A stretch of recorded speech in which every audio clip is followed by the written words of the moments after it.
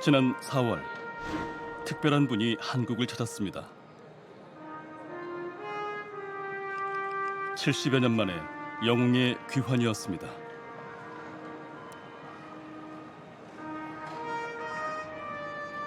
He had indicating during his lifetime that he want to be entered in Korea. 사연의 주인공은 6.25 전쟁 유엔 참전용사 고 페르디난트 티탈렙타 씨. 1950년 북한의 기습적인 남침으로 벌어진 동족 상잔의 비극 6.25 전쟁. 한편 도쿄의 메가다 장군은 유엔군 총사. 낯선 나라의 젊은이들은 유엔군의 이름으로 한반도의 평화를 위해 낯선 땅에서 목숨을 바쳐 싸워야 했습니다. 지금 와서 이렇게 생각해보면 온 세계가 왜 그렇게 통일돼가지고 우리나라 도와줬는지. We never forget them, and their sacrifices will never be forgotten in history. 대한민국 역사 속 우리가 잊지 말고 반드시 기억해야 할 사람들, 유엔 참전용사.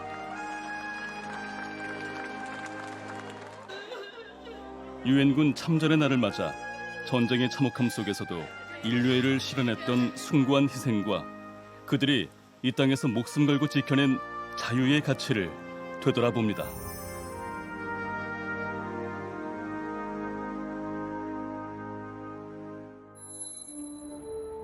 지난 7월 11일 제작진은 수소문 끝에 부산에서 어렵게 한 분을 만났습니다.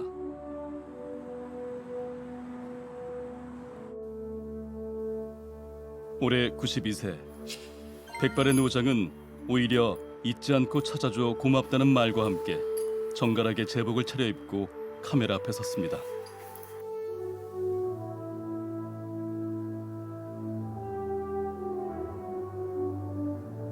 내 이름 김응수이고 군번도 말할까요? 군번은 K1135494. 지금 92살. 내가 복무한 부대는 미 3사단, 미 3사단인데 그 17살이지만은 따라서 같이 군대 입대를 했어요. 선생님 군대 입대하실 때가 몇 년도였습니까? 50년도 8월달. 74년 전 6.25 전쟁 당시를 또렷하게 기억하고 있는 김응수 어르신. 갑작스러운 전쟁으로 17살의 중학생은 카투사로 입대해 유엔군과 함께 싸워야 했다는데요.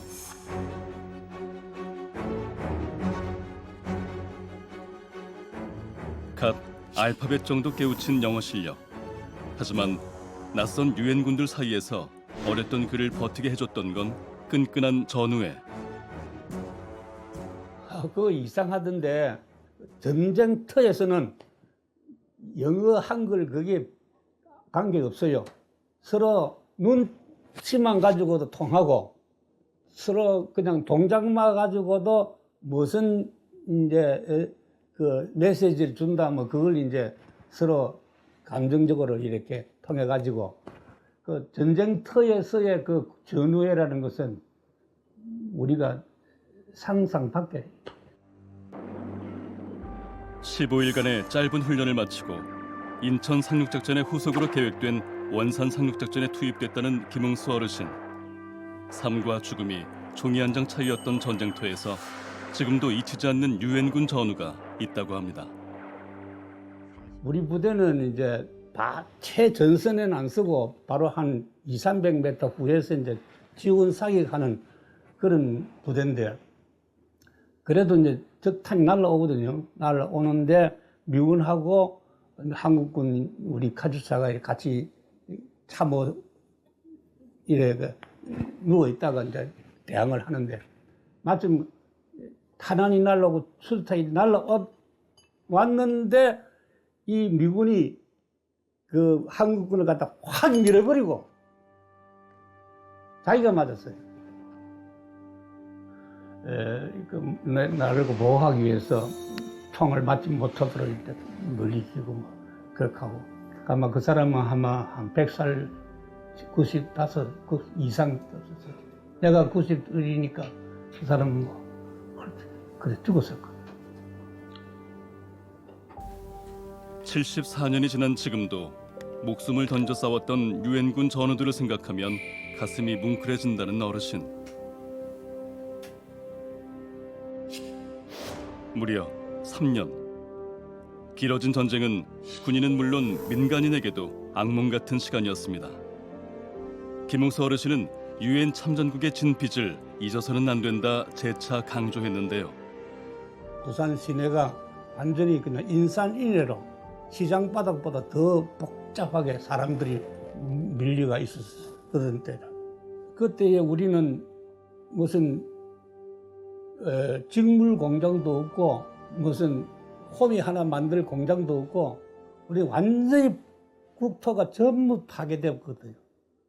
그런데 그때 여러분들은 잘 모를 거예요. 그때 우리 국민들 미군들 옷 그거 물들이 가지고 안 입은 사람 없어요. 그때 미군 부대에서 나온 담요 그거 다 뜯고 살았어요. 우리 가주사뿐 아니고 우리 국민 전부가 다 미군들에서 나오는 거 먹고 무인들에서 나오는 옷 입고 미군들부터 원조 받아가지고 살고 그랬거든요. 부산 앞바다에는 병원선이 하나 있어요. 큰 병원선.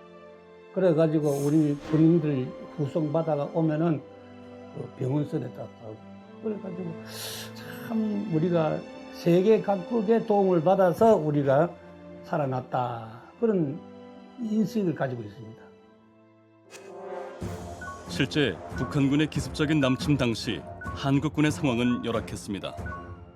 병력의 3분의 1 이상이 농번기로 휴가를 받아 병영을 비운 데다 변변한 무기조차 보유하지 못했었는데요. 파죽지세로 남아한 북한군에 단 3일 만에 점령당하고만 서울.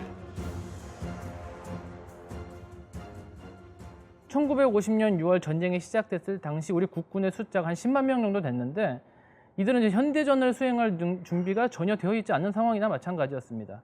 1950년 6월 25일 전쟁이 일어난 당일에 미국 정부는 이 사실을 인지하자마자 즉각 유엔 안보리 소집을 요구를 했고요.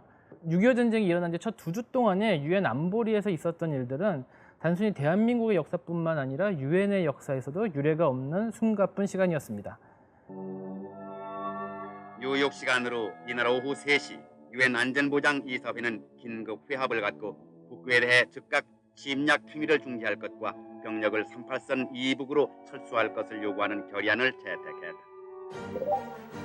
6.25 전쟁 발발 약 24시간 만에 침략을 중지할 것을 촉구하는 등 원상 회복을 위한 조치를 취했던 유엔 안보리. 하지만 이러한 결의에도 불구하고 북한의 침략 행위가 계속되자 6월 28일 유엔 안보리는 대한민국의 군사를 지원하기로 결정합니다.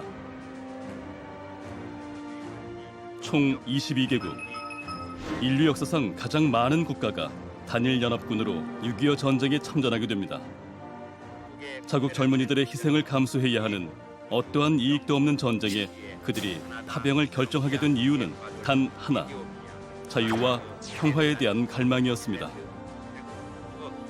2차 세계대전의 여파가 가시지 않은 상황에 평화와 자유를 위협하는 행위를 집단 행동으로 막아야 한다는 것에 뜻을 같이 했던 것입니다.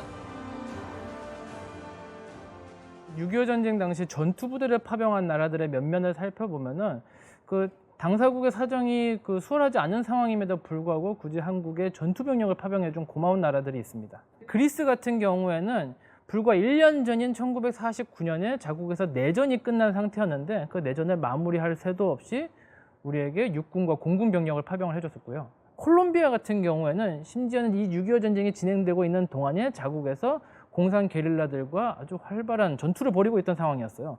그런 상황에서도 유엔 헌장 정신에 입각을 해서 전투부대를 파병하겠다 결정을 했고 실제로 해군 함정과 육군 대대가 참전을 했었습니다. 전투병력을 지원한 16개국, 의료 지원 6개국, 총 22개국의 젊은이들이 목숨을 걸고 싸웠습니다. 호주, 벨기에, 캐나다, 콜롬비아, 덴마크, 에티오피아, 프랑스, 독일, 그리스, 인도, 이탈리아, 룩셈부르크, 네덜란드, 뉴질랜드, 노르웨이, 필리핀, 남아프리카 공화국, 스웨덴, 태국, 튀르키예, 영국, 미국.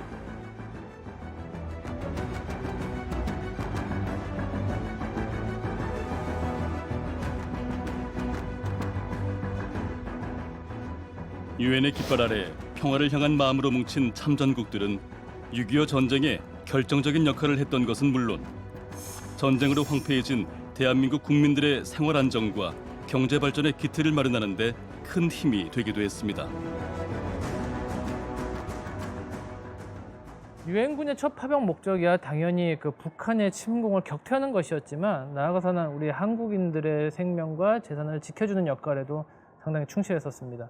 그 유엔군이 민간인 구호에 나섰던 또 가장 적극적인 사례로는 그 1953년에 부산의 미 제2 군수사령부에서 근무하셨던 우리 그 위트컴 장군 이야기를 할 수가 있겠는데요.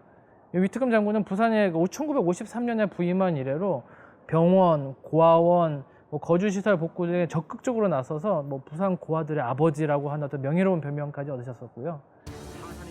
당시 부산은 피난민들로 전쟁 전 47만 명이던 인구가 88만 명까지 늘어났던 상황. 폭발적인 인구 증가로 주택은 물론 식량난에도 허덕이게 됐는데요. 거기에 엎친 데 덮친 격으로 발생했던 큰 사건으로 리차드 위트컴 장군은 부산 피난민들의 가슴 속에 잊히지 않는 존재가 됩니다. 위트컴 장군이 오신 1953년도 11월 27일이 이제 겨울 초입인데 그때 판자촌으로 뒤덮인 부산 중구 일대 영주동이라든지 동강동이라든지 중앙동 일대에 판자촌이 널려 있었는데 그때 저녁에 대화재 사건이 났죠. 한국 화재 사상 최대 불로 부산시에 약 6분의 1이 전소했습니다. 11월 27일 밤 8시 30분 영주동에서 발화한 불은 이튿날 아침 5시 30분까지 때마침 부는 바람에 힘을 얻어 부산역까지 퍼져 역전대로 양측과 부근 일대의 중요 건물을 모두 불살랐습니다. 피난민들의 거주지였던 판자촌에서 시작된 불로 3,300세대가 전소하고 3만여 명의 이재민이 발생한 부산 대화재 사건. 전쟁 복구가 한창이던 때 모두에게 절망을 안긴 최악의 참사로 기록되기도 했는데요. 피난민들은 한겨울 길거리로 나설 수밖에 없었던 상황. 당시 미군 군수교지 사령관이었던 위트컴 장군이 구호의 손길을 내밀었습니다. 위트컴 장군이 바로 그 55 보급창 이 군수 창고 문을 열어서 천막이라든지 어복이라든지 식료품이라든지 이런 것을 이재민들 구호를 위해 가지고 전격적으로 바로 직접 투입을 해 가지고 몇 달 동안 그걸 계속 보급을 했죠. 하지만 상부의 승인을 받지 않고 군수 창고를 열어 식량과 의복 등 군수 물자를 이재민에게 지원했던 위트컴 장군은 곧 군수 물자를 전용했다는 이유로 군사 재판에까지 서게 됩니다. 이 자리에서 위트컴 장군은 전 세계인들에게 깊은 감동을 주는 말을 남기기도 했는데요.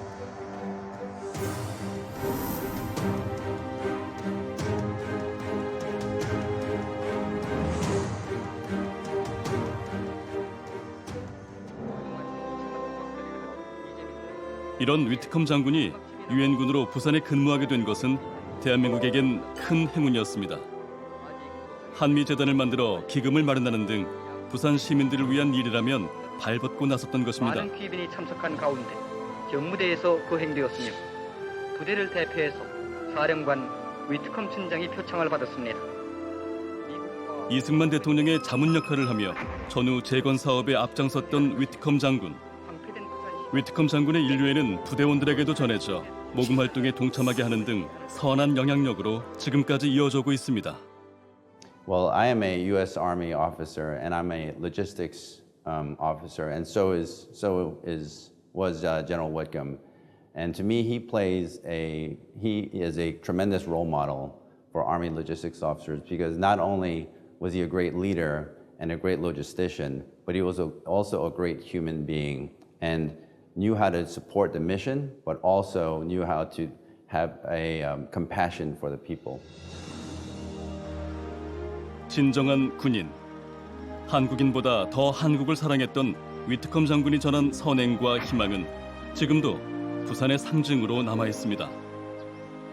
그가 구호의 손길을 건넸던 이재민 3만여 명을 상징하는 3만 부산 시민들이 10,000원씩 기부에 마련했다는 조형물. 너무 감격스러운 동상이거든. 본원 자체가. 그리고 이렇게 훌륭한 업적을 가지신 분이 이 부산에 계신다는 것 자체가 너무나 영광스럽고 그렇습니다. 한국의 재건을 위해 헌신했던 푸른 눈의 한국인 위트컴 장군. 1982년 89세의 나이로 한국에 남고 싶다는 위원대로 그는 부산의 유엔 기념공원에서 영면에 들어갔습니다.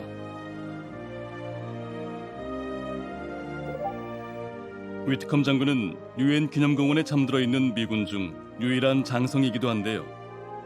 이곳 유엔 기념공원은 세계 유일의 유엔군 기념묘지로 전국에 감회장되어 있던 유엔군 전몰 병사들의 유해와 유엔 참전 용사들이 안장된 곳이기도 합니다.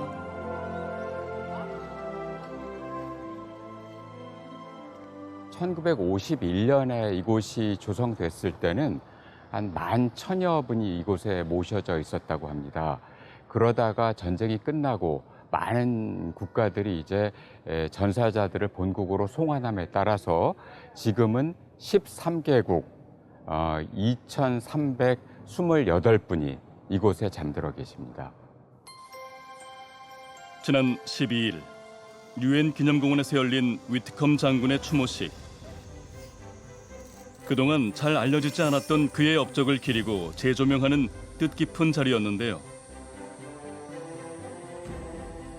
위트컴 장군의 유지를 받들어 다양한 활동을 펼치고 있는 딸 민태정 씨. 그녀에게는 이 자리가 더욱 특별합니다. 위트컴 장군의 딸 민태정입니다. 한국을 굉장히 사랑했고 또 한국인을 굉장히 사랑했어요. 예, 그래서 한국에 묻히고 싶다는 얘기를 자주 하셨거든요. 굉장히 딸로서 자부심을 갖게 되는 거 있죠. 자랑스럽고. 예. 지난 2022년 대한민국 정부도 위트컴 장군의 헌신에 대한 감사를 사후 훈장으로 남아 전했습니다. 훈장증 전 미 육군 미 제2군수기지 사령관 고 리차드 위트컴 대한민국 헌법에 따라 다음 훈장을 추서합니다. 국민훈장 무궁화장 2022년 11월 11일 대한민국 대통령. 훈장은 그의 노고를 잊지 않고 기리겠다는 대한민국의 약속. 너무 감사했어요. 왜냐하면 한국 정부에서도 그만큼 그렇게 저희 아버님의 한 일에 대해서요 인정도 해주고 감사 표시잖아요, 그것도요. 그러니까 딸로서 너무 한국 정부에 감사드려요, 제가. 유엔군 참전 인원 195만 명, 그중 13만여 명의 유엔군이 희생됐던 전쟁. 유엔 참전 영웅들의 희생을 잊지 않기 위해 정부는 매년 7월 27일을 유엔군 참전의 날로 정하고 기념하고 있는데요. 자유세계의 수많은 젊은이들이 하나의 유엔 깃발 아래 전혀 알지도 못하는 나라 대한민국의 자유를 지키기 위해 달려왔습니다. 3년간 22개국에서 195만 명의 청년들이 전쟁의 포화 속으로 뛰어들었습니다. 유엔군 참전 용사 여러분, 대한민국은 어려움에 처했을 때 목숨을 걸고 달려와준 여러분과 우방국들에 대한 고마움을 절대 잊지 않을 것입니다. 매년 진행되고 있는 유엔 참전군의 한국 재방문. 혈기 넘치던 젊은 용사들은 휠체어에 의지해야 하는 노병이 되어 다시 한국을 찾았습니다. 전쟁의 폐허 속에서 그들의 희생을 밑거름으로 일어설 수 있었던 대한민국. 그 고마움은 늘 우리 가슴 속에 빛처럼 남아 있습니다. Seoul would look like. It was like New York. It's unbelievable. How did you do it? And he looked up to me and he said, thanks to you guys. That made me cry. 유엔 참전군의 고귀한 희생에 보답하기 위해 마지막 한 사람까지도 찾아내 감사의 뜻과 예우를 갖추겠다는 것이 대한민국 정부의 목표인데요. 지난 7월 5일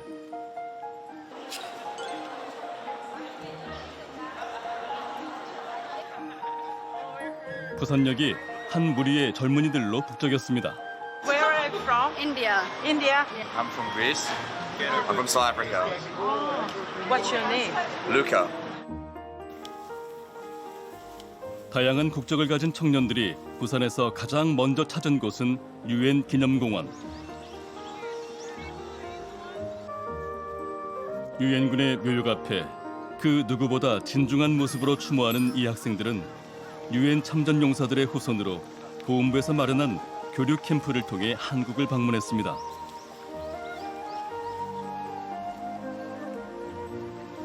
참전용사분들의 연세가 이제 좀 많아지시다 보니까 생존에 계신 참전용사분들이 점차 줄어들고 있는 상황이고, 그런 상황 속에서 우리는 이제 이분들의 헌신과 희생을 세계 속에 기억될 수 있도록 만들어야 하는데, 그 역할을 이제 후손들이 이어받아서 할 수 있도록 하는 그 보훈의 외연의 확장을 하고 있는 의의가 있는 사업이라고 할 수 있습니다.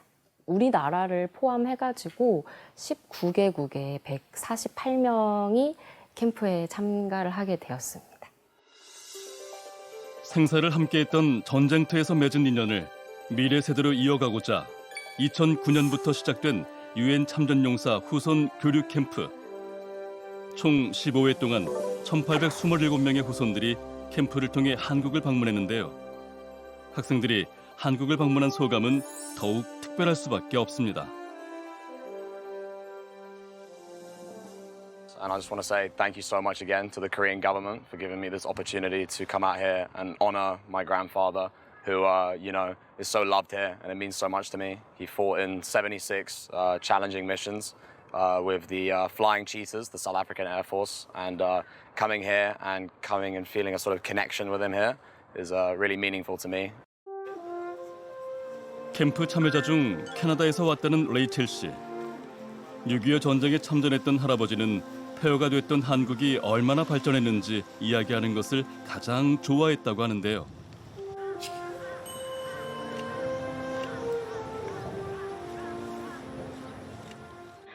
So my grandfather fought in the Battle of Kapyong on Hill 677, and telling that story he wouldn't tell when we were young, but when we got older, he told us that marching up the hill, he remembers just seeing families that were displaced, carrying all of their belongings on their back with nowhere to go, and they were severely outnumbered on the hill by the Chinese army. They were up for 3 days and 3 nights with no food, barely any water, freezing cold, and it was a horrible time. 이날 레이첼 씨는 한 묘지에 헌화하며 흐르는 눈물을 감추지 못했는데요. 이곳은 그의 할아버지가 전쟁 중에 직접 묻은 할아버지의 친구가 잠들어 있는 곳이랍니다.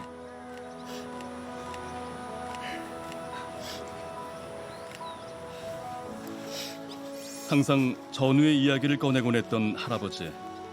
하지만 더 이상 그 이야기를 들을 수 없게 됐다는데요. My grandfather just recently passed a few months ago at the age of 94. And last year when I came here, I was able to FaceTime him and we laid a flower together for his best friend that passed. He actually buried his friend in the UN cemetery. So this year being there without him and laying a flower for both of them, it was really hard for me. But very special, but very emotional. 감동의 순간은 곳곳에 있었습니다. 태국에서 참여했다는 이 학생은 세상을 떠난 할아버지의 사진을 유엔 평화기념관에서 발견. 기쁨과 슬픔이 뒤섞여 눈물을 참지 못했습니다.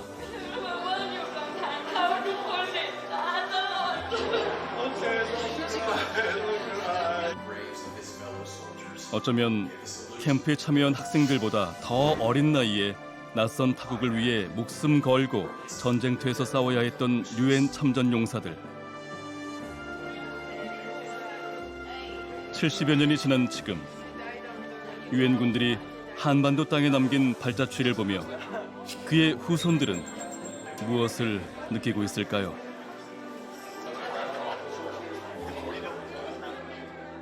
I know that this camp, this point of this peace camp, is to thank us and pay our gratitude to the veterans. But I think at this point, it is we who owe you a big thank you.